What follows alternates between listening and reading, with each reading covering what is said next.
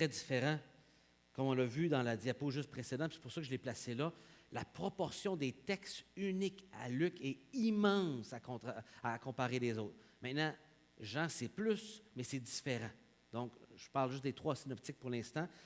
Luc étant celui qui est le plus différent et le plus gros, le plus volumineux. Et très intéressant, Luc, pour différentes raisons qu'on va souligner. Luc est vraiment important parce que non seulement on a l'Évangile selon Luc, mais quand on lit dans le Nouveau Testament, une des bonnes pratiques qui est bon de faire, c'est qu'après qu'on ait lu Luc, on va directement aux Actes des Apôtres. Parce que c'est Luc qui a écrit l'Évangile et qui a écrit aussi les Actes des Apôtres. Et donc, de faire la lecture ensemble, c'est le même auteur, des choses qui ont en commun dans le vocabulaire, dans la préoccupation de Luc. Luc, évidemment, qui fait partie des collègues de Pierre. Hein? Luc a voyagé avec Pierre, Paul, qui a été avec Paul dans beaucoup de voyages. En passant, il est sorti un film récemment. Il y en a qui l'ont vu, Paul, l'apôtre du Christ. Ça vient juste d'apparaître sur super écran, il y a 2-3 semaines. Très intéressant, franchement, très intéressant. Ce n'est pas la Bible, mais il va citer des passages de la Bible. Puis c'est une histoire, spéculation de qu'est-ce qu'ils ont pu vivre ensemble avant qu'il soit tué, Paul, exécuté sous Néron. Mais vraiment très intéressant. C'est les mêmes qui ont produit le film sur Jésus, sur la crucifixion, il y a peut-être une dizaine d'années. Là. Alors, ça vaut vraiment la peine. Regardez-le, je vous le recommande. C'est clean, c'est très, très bien. Ce n'est pas un film d'action, c'est beaucoup de dialogue, mais ça nous fait vivre un peu qu'est-ce qu'ont pu vivre l'apôtre Paul à la fin de sa vie, Luc et les gens qui étaient autour de lui, Priscille, Aquilas. Très intéressant. Je vous le recommande, en tout cas, comme on regarde tellement de films là, que c'est bon d'avoir au moins des fois des films qui sont liés à la parole de Dieu et qui nous édifient, qui nous encouragent, et c'est le cas pour ce film-là. Donc, Luc, ce personnage-là, un médecin qui va accompagner Paul. Et donc, on comprend ici que celui qui nous écrit, c'est celui qui est l'auteur des Actes des Apôtres, qui a une influence très importante de l'apôtre Paul, qui a voyagé avec lui, qui a vu le monde aussi, à Crète, Rome, la Galatie, la Grèce, Jérusalem. Il a voyagé dans la Méditerranée beaucoup. Et le Seigneur va l'utiliser pour nous raconter, et lui va faire des recherches. Il nous le dit ici au verset 1. Plusieurs ayant entrepris de composer un récit des événements qui se sont accomplis parmi vous, suivant ce que nous ont transmis ceux qui ont été des témoins oculaires dès le commencement et sont devenus des ministres de la parole. Il m'a aussi semblé bon, après avoir fait des recherches exactes sur toutes ces choses depuis leur origine, de te les exposer par écrit d'une manière suivie. Excellent Théophile. Théophile qui était, entre autres, un des compagnons aussi éventuellement de Paul, afin que tu reconnaisses la certitude des enseignements que tu as reçus. Et donc, il va être très soigneux de toucher l'aspect historique. On va regarder au verset 5 et 6. Il va parler de l'époque exacte où sous Hérode, sous telle personne. Il est méticuleux, il est historien, il est soucieux des détails. Évidemment, comme docteur, va accorder beaucoup d'intérêt à certains miracles de guérison, plus que d'autres, par son métier, et porter beaucoup d'attention sur l'humanité parfaite de Jésus.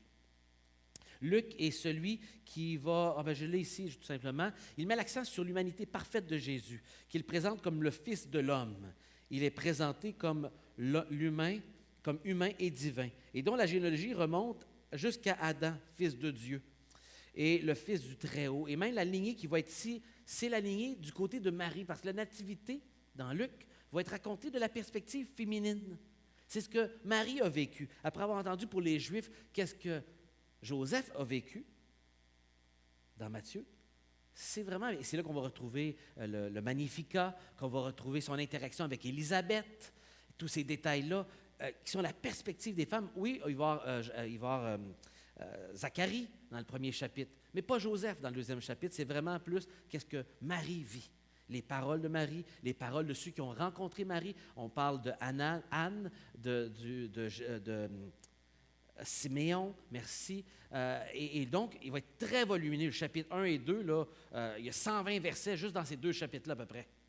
Alors, on voit déjà là l'ampleur, alors que les deux premiers chapitres de la Nativité dans Matthieu, c'est deux petits chapitres. Un de 25 versets, puis l'autre de 23, 24, 25 versets aussi. Alors, c'est beaucoup plus volumineux. Et toute une autre perspective, dans le chapitre 3, c'est les généalogies du côté de Marie aussi qu'on va retrouver, qu'on voit que Marie, elle, remonte à un des fils de David, mais un autre. Tout simplement pas Salomon, mais par Nathan.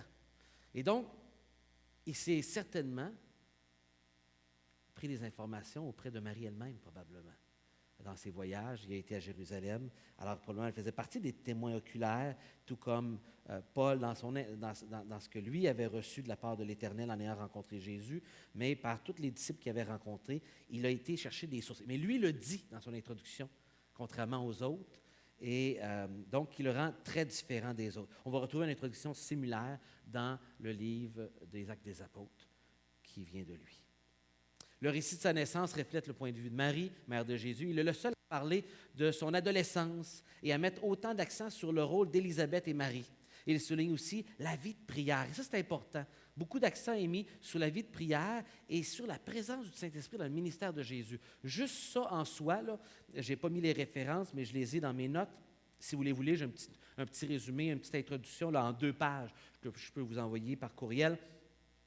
L'humanité de Jésus. On voit Jésus dans Luc, un homme comme vous et moi, qu'il a besoin de repos, de se retirer à part. Un homme qui a besoin aussi de prier.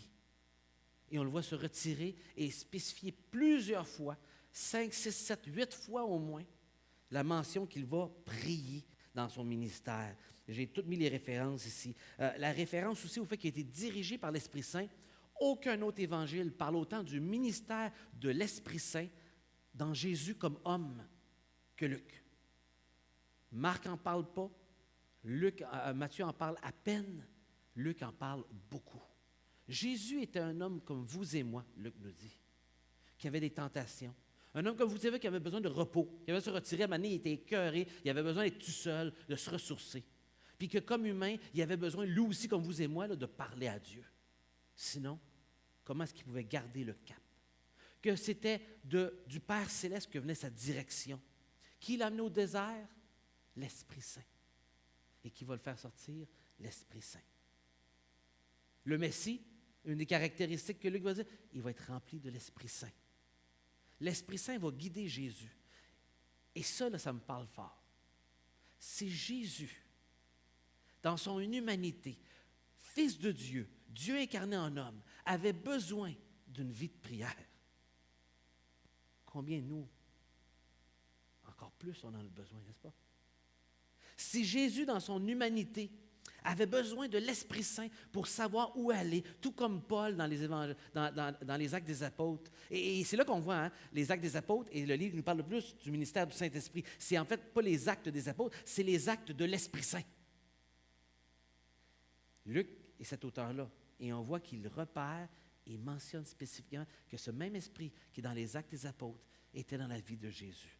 Et c'était l'Esprit de Dieu, pendant la vie de Jésus, qui le conduisait sur le chemin que le Père avait préparé d'avance pour lui. Si Jésus avait besoin d'être rempli de l'Esprit Saint pour faire sa mission, combien plus, vous et moi, on a besoin de l'Esprit Saint pour faire sa volonté. Mais combien de fois on fait la prière, Seigneur, remplis-moi de ton esprit aujourd'hui. Seigneur, j'ai une rencontre avec telle personne, peux-tu me remplir de ton esprit, s'il vous plaît? D'être rempli de l'Esprit de Dieu, ce n'est pas juste un événement qui se passe au moment où on reçoit Jésus par la foi et que l'Esprit de Dieu vient habiter en nous et nous scelle, nous marque avec la marque d'appartenance qu'on est à Dieu. L'Esprit Saint veut avoir la place et a besoin, pour qu'on puisse vivre pour Dieu, de toute la place en nous quotidiennement. Comment est-ce que je peux mener à bien mes tentations? Paul nous dit dans le chapitre 8 de Romains, après avoir parlé du chapitre 7, ce que je veux faire, je n'arrive pas à le faire, puis ce que je ne veux pas faire, je le fais. Puis là, ce qu'il est en train de dire, c'est que c'est dur, puis il me bat avec ma chair, j'ai de la misère, puis je roche, c'est pas évident, c'est choquant, c'est frustrant. Il arrive au chapitre 8, Mais la définition de chrétien, c'est quelqu'un qui est conduit par le Saint-Esprit. La solution au combat de ma chair, puis avec ce que je veux faire que je ne fais pas, puis ce que je ne veux pas faire que je le fais, chapitre 8 de Romains, c'est d'être rempli de l'Esprit Saint. Sur une trentaine, même pas, de références à l'Esprit Saint dans le... Oui, c'est une trentaine de références à l'Esprit Saint dans le livre de Romains. Il y en a 21 dans le chapitre 8. C'est le livre qui parle le plus du ministère du Saint-Esprit dans notre vie, pas au niveau, décrit comme dans Luc, dans les Actes des Apôtres, mais en termes de l'expliquer, son importance et son rôle. 21 fois dans un seul chapitre. Ça vaut la peine de lire. Je vous l'encourage. Ce qui définit être un chrétien, c'est d'être conduit par l'Esprit de Dieu. Ce qui permet aux chrétiens de vivre dans la victoire, c'est qu'ils vivent par l'Esprit et non par la chair. Et Jésus en est le parfait exemple. Lui qui a marché parmi nous avait besoin de prière avec le Père, avait besoin d'être rempli de l'Esprit de Dieu. Et c'est ce qui a fait toute la différence. Juste ça, là, quelle exhortation pour nous. Quelle exhortation pour nous. Prions davantage que l'Esprit de Dieu prenne sa place en nous. Demandons-le à Dieu quotidiennement. Et Dieu va répondre à votre prière, à ma prière. Et notre vie va prendre une tournure très différente si on le demande continuellement au Seigneur. Une dernière diapo avant la pause. La compassion de Jésus. Oui, allons-y là. Premier point. Le livre de Luc met beaucoup d'emphase sur la compassion de Jésus envers les femmes particulièrement. Et ça, les femmes, là, c'est important. Les femmes étaient souvent regardées comme moins importantes. C'était les hommes qui étaient assis à entendre l'enseignement. Il y avait une place pour les hommes, différent des femmes qui étaient plus en arrière à la synagogue. C'était pas dans la Bible, ça. C'était pas dans la loi, ça. Mais évidemment, les femmes, tout comme les femmes n'avaient pas le droit de voter il y a 100 ans, comme s'ils n'avaient pas une tête à part entière aussi intelligente que les hommes, ça a toujours été un défi des hommes de traiter la femme avec respect, avec égard, avec égalité, mais en reconnaissant notre différence complémentaire et notre différence de rôle devant Dieu, mais pas notre égalité différente.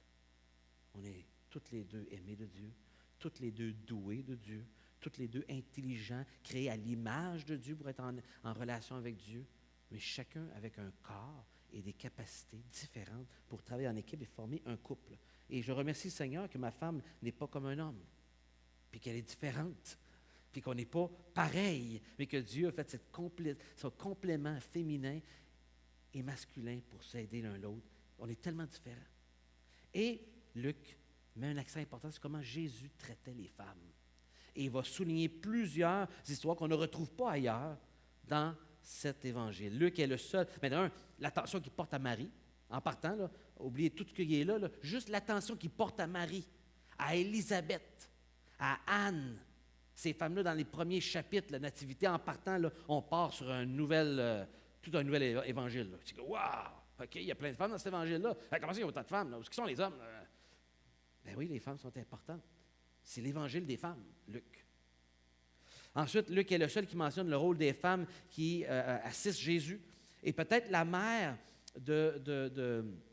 c'est possible que la mère de Jean-Marc tantôt, qui était à Jérusalem, possiblement était une de ces femmes-là, Marie, qu'elle s'appelle. L'histoire avec Marthe et Marie, par exemple, c'est juste ici qu'on l'a. Elle s'assit aux pieds de Jésus. C'est seulement dans Luc qu'on a cette histoire-là. Il y a une mention de 10 femmes absentes des autres évangiles, que ce soit la veuve de Naine, que ce soit une femme pécheresse, la femme qui est courbée que Jésus guérit, ou d'autres femmes qui interviennent dans les paraboles ou infirmes. Les femmes prennent une plus grande portion qu'aucun autre des évangiles, incluant Jean. Et non seulement ça, il met beaucoup d'accent sur la compassion du Seigneur envers les pécheurs. On va retrouver beaucoup d'histoires encore là. Le fils prodigue, par exemple, en est un exemple. Que ce soit l'histoire aussi du riche et de Lazare, qui se retrouvent après la mort dans le sein d'Abraham. On ne les a pas, ces deux histoires-là, dans les autres évangiles. On les a dans Luc, qui met beaucoup d'accent sur Jésus qui a compassion pour les pécheurs, les gens que les autres ne sont pas intéressés. Le cœur de Dieu pour ceux qui sont perdus, qui sont regardés comme des crottés, comme des sales, comme des causes perdues. Dans les miracles, comme les interactions et dans les histoires, les paraboles, on voit cette attitude de compassion de Jésus pour les perdus. Et c'est vraiment des caractéristiques ici qui démarquent beaucoup, beaucoup, beaucoup cet évangile. Je viens de voir une petite note avant qu'on aille à la prochaine diapo, puis on va aller à la pause de toute façon. J'aimerais qu'on lise ensemble, dans le dernier point, j'ai oublié de lire un verset, chapitre 11 de Luc, s'il vous plaît. On va terminer avant la pause avec ces versets-là.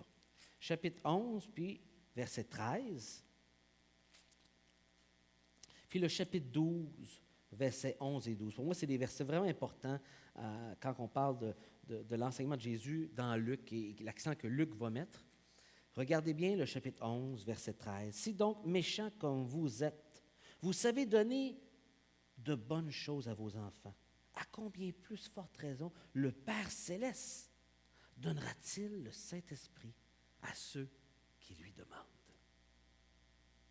Hey, c'est pas beau ça? Mais il faut le demander. On a quand même une responsabilité, le demander. Est-ce qu'on le demande?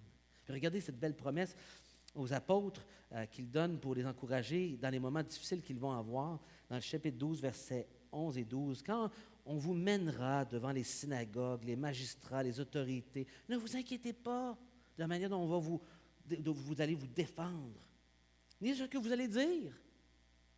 Pourquoi? Car le Saint-Esprit vous enseignera à l'heure même ce qu'il faudra dire. » Et Jésus, par toutes les références qui sont faites à l'Esprit de Dieu, sa vie de prière, nous illustre que ce n'est pas juste des paroles qu'il disait, c'était la manière dont il vivait, comme homme parfait. Pour être parfait, il a dû entretenir sa relation avec son Père et vivre dépendant de l'Esprit Saint. Prenons une pause à ce moment-ci. Donc, les incontournables dans Luc. Qu'est-ce que je veux dire ici par des incontournables? Des choses qu'il ne faut pas manquer. Luc est le seul à rapporter certains textes mentionnant les Samaritains et la perspective de Jésus sur tous les hommes, y compris les païens. C'est-à-dire que dans Luc, il prend le temps, c'est là qu'on va retrouver la parabole, pas la parabole, mais l'histoire du bon Samaritain. Il va mentionner d'autres fois les Samaritains, ces peuples que les Juifs ont du mépris pour. Bien, Luc prend le temps de mentionner ces gens-là chez qui Jésus a arrêté. Utilise l'histoire du bon Samaritain. Ce n'était pas le bon sacrificateur, ce n'était pas le bon Juif, c'était le bon Samaritain. Ce groupe de gens-là dans le Nord, mélangés religieusement, mélangés culturellement, mélangés de sang. Arc! Ben non, Luc va prendre le temps de soulever ces histoires-là. Et c'est intéressant, Luc est celui qui va nous raconter l'histoire de Paul qui va vers les païens. Il a suivi, il a travaillé avec l'apôtre des païens. Et donc, dans les évangiles, Luc est celui qui porte le plus d'attention donc à ceux qu'on appelle des païens. L'intérêt que Jésus a eu pour eux, même dans son ministère, des gens qui n'étaient pas juifs. Et les Samaritains sont une particularité, c'est le seul qui mentionne ces Samaritains-là que les autres évangiles ne mentionneront pas. Et donc, j'ai mis quelques références en bas de page que vous pouvez retrouver à ce niveau-là. Donc, dans cet aspect-là de manifester de la compassion envers les pécheurs, on voit cet intérêt-là pour les perdus d'une manière générale. Par exemple, l'histoire de Zachée, qu'on a juste dans Luc, on ne l'a pas dans les autres évangiles, Zachée, ce collecteur d'impôts qui se repent et qui a une belle histoire de repentance et qui va donner, restitution, mais le pourcentage, là, il donnait plus, là, il mentionne les portions de plus. C'est là qu'on va voir l'histoire du brigand repentant. C'est Luc qui nous le raconte. Luc porte une attention particulière à ces gens-là, davantage que les autres. Verset clé, justement, dans Luc, chapitre 19, verset 10. On va le lire ensemble. C'est vraiment un verset clé, que je crois, qui peut être identifié comme verset clé pour cet évangile. « Car le Fils de l'homme est venu chercher et sauver ce qui était perdu. » Luc est un excellent évangile pour un Québécois qui veut commencer à lire un évangile. Luc ou Jean, c'est probablement les plus naturels à lire en partant, montrant l'ouverture du Seigneur Jésus, sa compassion. Et aussi, donc, l'emphase très importante que met Luc sur la foi. Ça se démarque. C'est Luc qui va avoir dans cet évangile certaines histoires qui va mentionner, j'essaie de retrouver l'expression, ta foi t'a sauvé. Justement, dans le chapitre 18, verset 42 que j'ai devant moi, on va retrouver 4 fois cette expression-là, ta foi t'a sauvé. Ta foi t'a sauvé. Certaines de ces histoires-là sont uniques dans Luc, d'autres sont dans d'autres évangiles, et pourtant, c'est dans Luc seulement qu'on va retrouver 4 fois cette expression-là, ta foi t'a sauvé. Il est en train de dire que tout le monde peut être sauvé, pas juste les Juifs, que le Seigneur n'est pas juste intéressé aux Juifs, même s'il a apporté l'Évangile aux Juifs premièrement, le Seigneur est intéressé à tous, et que c'est la foi qui sauve. En plus de tout ce qu'on a dit sur le Seigneur Jésus, son humanité, la prière, l'Esprit Saint, des choses vraiment importantes à la vie chrétienne qu'on retrouve là dans Luc. Donc, d'autres textes importants qu'on retrouve qui sont uniques à Luc, la mission des 70, ce chapitre 10, ce chapitre-là se retrouve seulement dans Luc. La parabole de la drachme perdue et la parabole du fils prodigue, c'est seulement dans Luc. Lazare et le riche, la parabole des 10 mines, c'est seulement dans Luc. Le brigand repentant qu'on a mentionné déjà. Donc, j'ai mis ici un plan du livre. Évidemment, la partie centrale, y a-t-il un pointeur avec cette manette-là? Oui, il se pose un pointeur. Ah, c'est le fun. Donc, on a la Nativité qui prend une portion importante. C'est juste 2 chapitres, là, mais c'est 120 versets. Fait que c'est énorme sur les 1150 versets environ de l'Évangile. Alors, Jean-Baptiste, évidemment, ici, il y a une petite erreur, là, la préparation du ministère de Jésus. Au début du ministère de Jésus, et ensuite le ministère public, qui est vraiment le cœur, là, le chapitre 4 à chapitre 19, dont seulement le chapitre 4 à 9 se retrouve dans les autres évangiles, jusqu'au chapitre 17 approximativement, c'est vraiment juste Luc. C'est là qu'est la partie centrale de Luc et ne se retrouve pas ailleurs. Et puis, évidemment, le rejet du Christ et sa résurrection. Encore là, le chapitre 24, important, le chapitre 24, sur le chemin d'Emmaüs. C'est seulement là, dans Luc, qu'on a sur le chemin d'Emmaüs et toute cette histoire-là après la résurrection. Une portion qui est grande, un peu comme dans Jean. Jean, une grande portion après la résurrection, la rencontre avec Thomas, etc. Mais ce n'est pas les mêmes histoires qu'on retrouve dans Luc, qui est très différent dans ce chapitre 24, qui est la conclusion du livre. Maintenant, notre exemple. Alors, à chaque fois qu'on finit un livre, on prend le temps d'un exemple. Donc, c'est notre 3e exemple et on va en faire un autre après avoir fait l'Évangile de Jean. Et après ça, on va compléter. Là, vous avez sur votre feuille de résumé, l'introduction, vous avez justement point 5, c'est là qu'on est rendu. Exemple pratique entre Luc et Matthieu. Okay? Alors, il y a plusieurs exemples que j'aurais pu choisir, mais j'ai pris un que j'ai travaillé dedans récemment, puis que j'ai simplement pris le temps d'approfondir davantage. Donc, un texte que je prêchais récemment dans l'Évangile de Marc, dans le chapitre 9. Mais là, ici, on va aller dans celui de Luc. Et on va lire celui de Luc, le chapitre 9, justement. Allons-y ensemble. On va lire ces quelques versets. Et c'est la version de Luc qu'on va lire, plutôt que les autres versions que vous avez en parallèle. Donc, ce que j'ai fait ici, c'est que je vous ai écrit dans votre feuille, vous l'avez ici. Petite erreur. J'ai mis un résumé de l'histoire qu'on va regarder est juste ici. Okay? On a l'annonce de Jésus, de sa mort, sa résurrection. Là, ici, Luc va inclure une petite histoire là, du tribut payé miraculeusement, l'argent dans la bouche du poisson. Là. C'est juste ici qu'elle se trouve. Là, okay? Il y a l'annonce de Jésus qui est là ici, qui va mourir, ressusciter. Puis là, Matthieu, il met cette histoire-là entre les deux. Et là, après ça, c'est les petits-enfants, un modèle. C'est une réponse, dans le fond, que le Seigneur donne aux disciples qui cherchent à savoir qui est le plus grand. Le Seigneur vient d'annoncer sa mort. Puis il vient pour servir, puis il annonce sa mort, sa résurrection, puis eux autres s'en revirent d'abord dans une conversation d'après. Puis là, il dit, de quoi vous parliez en route? Le Seigneur savait c'était quoi? C'est qui est le plus grand? C'était ça leur discussion. Le Seigneur vient de parler de sa mort, sa résurrection, il est là pour les servir. Eux autres s'en revirent d'abord, puis ils parlent, c'est qui va être le plus grand dans la gang? C'est qui va être le plus important dans toute la gang? Jésus, à chaque fois qu'il y a une annonce qui est faite, de sa mort, sa résurrection, on va remarquer une mauvaise réponse. Les disciples qui ne comprennent pas, puis à cause de ça, sont centrés sur eux-mêmes.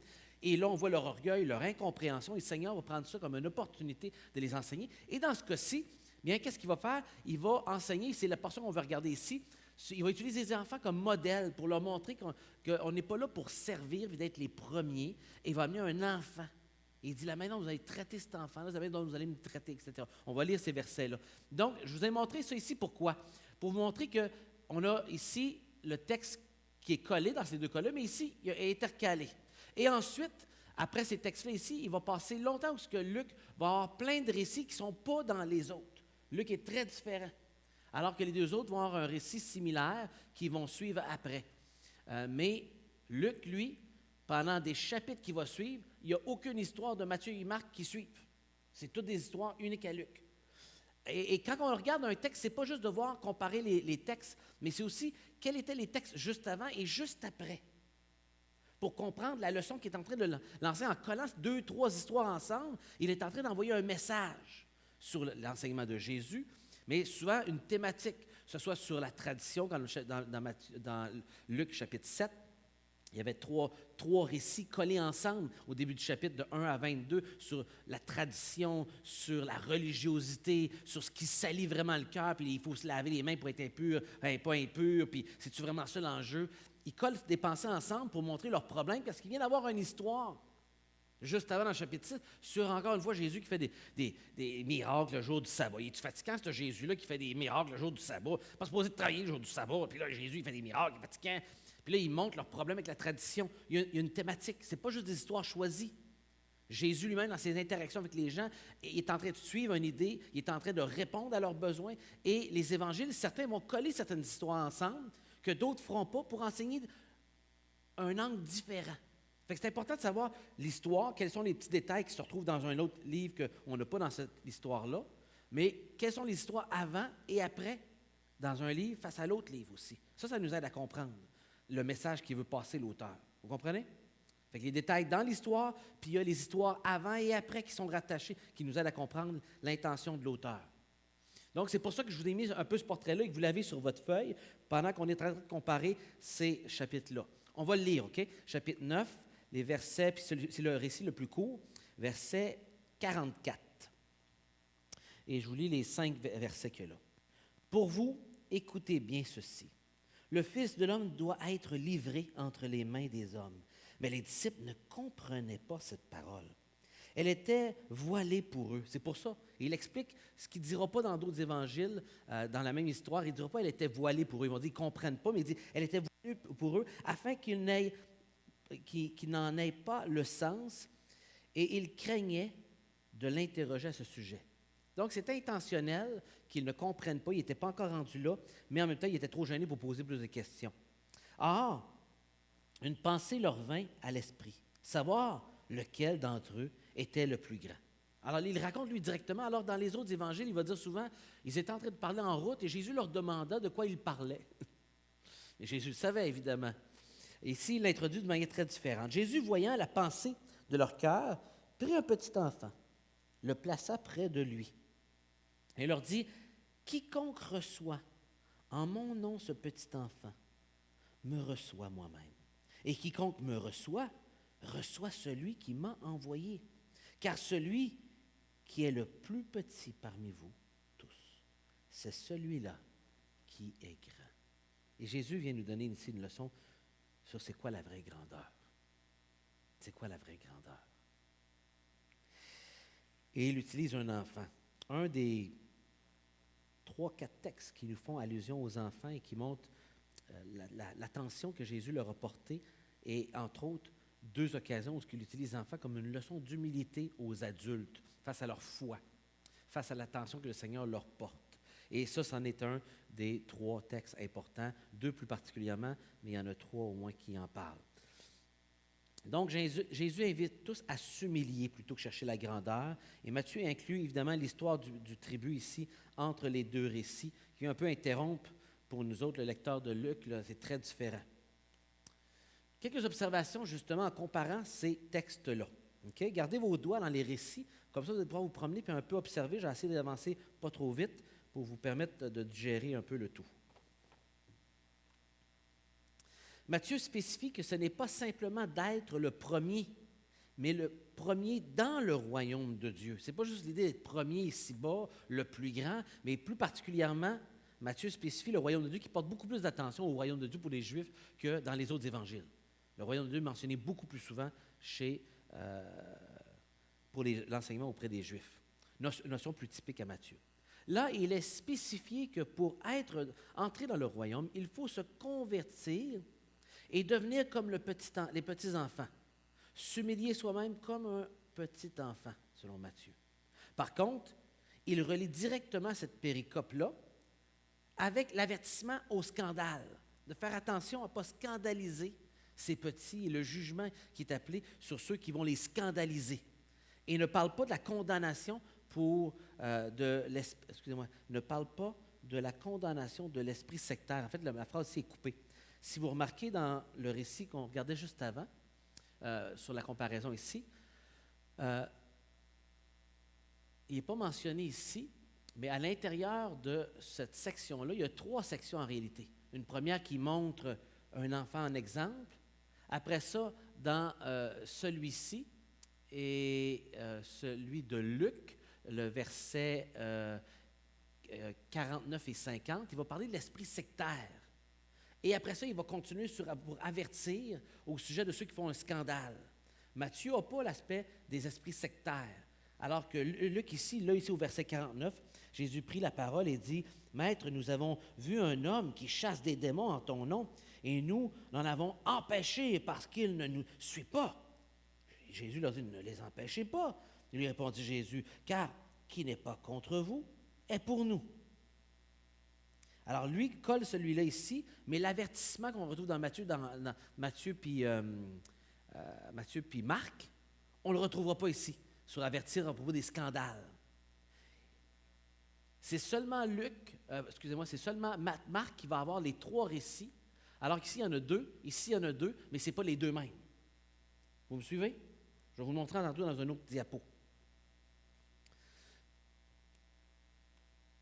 Matthieu ajoute la notion de malheur lié au scandale et offre une version plus courte en 3 versets plutôt que 4 versets pour dire la même chose dans Marc. Même si Marc ajoute la description de la géhenne qui est de plus. C'est Marc qui va donner des détails sur la géhenne, puis parler où ce que les vers ne meurent point, etc. On n'aura pas ça dans Matthieu et on n'a pas ce récit-là encore moins dans le livre de Luc. Encore là, la notion du sel au verset 49-50, je ne m'y arrêterai pas, mais qui est unique à Marc. Matthieu ajoute aussi la notion d'un ange protecteur pour les enfants. Particulier, ce n'est pas Luc qui en parle, ce n'est pas Marc qui en parle pour les Romains ou pour les Grecs dans Luc. Non, la notion des anges, c'est quelque chose qui fascinait davantage les Juifs. La notion des anges, on retrouve beaucoup dans le livre de l'Apocalypse, mais on retrouve dans l'Ancien Testament et on retrouve dans l'enseignement au niveau des Juifs cet intérêt pour les anges, parce qu'évidemment, il y avait des anges sur le coffre de l'Alliance, des anges dans beaucoup de visions de l'Ancien Testament, qui étaient donnés des anges de l'Éternel qui ont été utilisés pour, des fois, amener le jugement, pour rencontrer certains hommes dans l'Ancien Testament. Et donc, ce n'est pas surprenant que lorsqu'on parle d'un ange pour protéger, pour les enfants, une notion qu'on retrouve dans aucun évangile, c'est celui qui est adressé aux Juifs qui en parle, pas celui adressé dans Luc pour les Grecs ou pour les Romains dans le livre de Romains. Excusez-moi, je me mêle là. Dans le livre de Marc pour les Romains, j'en perds mon latin. Donc, pour sa part, Luc dit que Jésus, sachant le débat de leur cœur, et leur présente un enfant dans une vision plus abrégée de cette péricope-là qu'on retrouve dans Matthieu et dans Matthieu et Marc également. Luc colle directement cette première péricope à la question de Jean, au sujet de l'esprit sectaire. Marc est le plus abrégé, 2 versets au lieu de 4. Par contre, il ne continue pas avec l'avertissement, ne continue pas, Luc, avec l'avertissement de Jésus sur les scandales. Alors là, ici, je vous fais un portrait, dans le fond, de comment ils sont similaires et différents.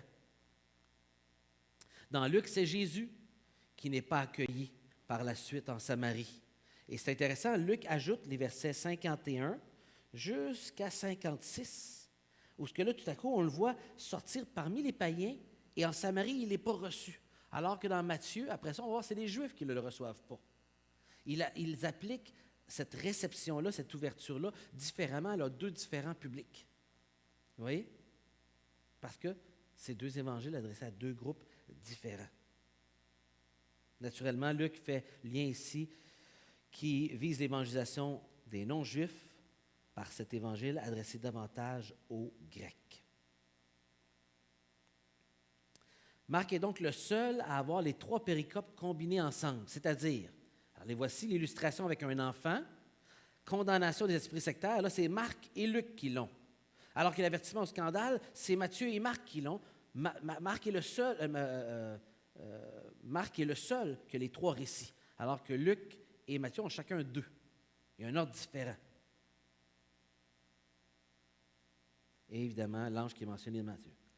Et le principe ici, très fort dans Marc, si quelqu'un veut être le premier, qu'il soit le dernier de tous et le serviteur de tous. Un verset ici unique à Marc, qui le distingue des autres, du message de Luc qu'on vient de lire, qui lui va utiliser cette histoire-là pour montrer le rejet des non-juifs ici, des Samaritains dans l'histoire qui va suivre, alors que dans Matthieu, ça va être sur les Juifs qui vont suivre.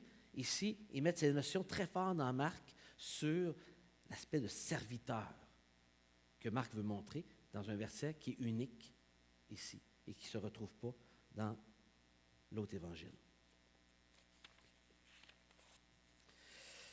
Je vais sortir mes notes parce que sinon... Donc, vous avez... J'ai-tu ajouté une note? Non.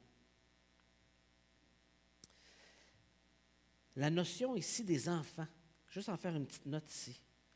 Je viens de mentionner Marc qui le met tout ensemble et la manière dont il l'aborde différemment. Luc, c'est plus facile. On voit l'histoire qui suit, qui montre le cœur d'évangélisation de Luc. Hein? Il s'en va tout de suite en Samarie. On n'a pas cette histoire-là ailleurs. Mais dans Marc, il y a une attention particulière aux petits-enfants qui est au milieu du livre et qui montre aussi l'intérêt du Seigneur Jésus après de d'autres enfants dans Marc. Il va avoir l'histoire de cette femme qu'on a regardée tantôt, son enfant, sa fille. Il va mentionner l'enfant au chapitre 7. Au chapitre 5, il y a un autre enfant qui va être guéri, mentionné comme étant un enfant. Au chapitre 10 suivant, on a lu tantôt le verset 45 qui parle d'être serviteur. Il fait encore allusion aux enfants. Et dans le chapitre 10, verset 13 à 16, il y a on voit une attention particulière du Seigneur pour les enfants. Et si vous voulez ces références-là, je pourrais vous les ajouter. Ceci étant dit, l'enfant, dans l'illustration qu'on vient de lire, où ce qu'il place devant eux l'enfant, ce n'est pas la leçon autant sur l'enfant qui est important. Ce n'est pas le fait qu'il parle de l'enfant puisque vous allez faire actuellement à l'enfant. C'est la leçon ici de service, ce désir de gloire, d'être le premier. Alors que le Seigneur Jésus, c'est tellement un contraste. Il vient de leur annoncer qu'il est là pour les servir. Il va mourir pour beaucoup. Il annonce sa mort, sa résurrection. Puis eux, ils cherchent à chaque fois à parler de leur grandeur. C'est frappant. Et Jésus prend le temps de montrer le contraste entre l'attitude de serviteur de Jésus et ses disciples qui cherchent la gloire, et ses disciples qui sont l'illustration de qui nous sommes, qui cherchons les premières places, qui cherchons à être servis et non à servir, alors que Jésus lui vient, il est le Maître, il est Dieu Tout-Puissant, et il vient nous servir. Selon Luc, il vient se préoccuper de ceux qui sont perdus, même de ces Samaritains. Mais ces Juifs, qui sont les siens, qui l'accompagnent, les disciples, eux autres cherchent les premières places. Et les enfants sont simplement l'illustration. Ce n'est pas autant que Jésus veut porter l'attention puis enseigner sur les enfants, autant que les enfants sont l'outil que Dieu utilise, ce que les gens méprisaient. Ah, les enfants, c'est là, il ne faut pas déranger le Seigneur. Et les enfants, il utilise ces enfants qui sont méprisés pour montrer l'humilité qu'ils doivent avoir comme attitude, à ne pas chercher la première place, mais chercher à servir. Et c'est Marc qui le souligne le mieux au niveau de cette attitude de serviteur, mais c'est Luc qui souligne le mieux l'aspect du rejet après ça avec les Samaritains, la pensée au niveau de sauver les perdus. Bien, c'est Luc qui la transmet le mieux dans ce cas-ci, dans sa perspective.